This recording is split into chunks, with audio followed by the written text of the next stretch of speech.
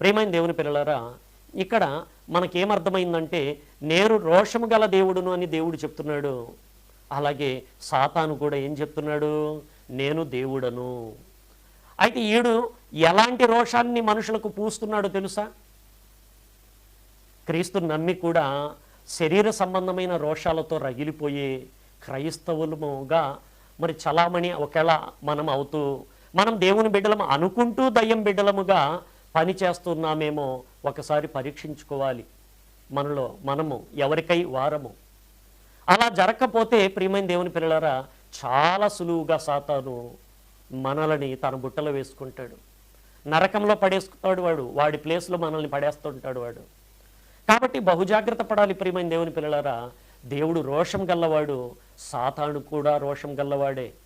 మరి వీడి రోషం ఎలా ఉంటుంది? దేవుని రోషం అయితే ఆత్మను బట్టి ఉంటుంది, సాతాను రోషము శరీరాన్ని బట్టి ఉంటుంది.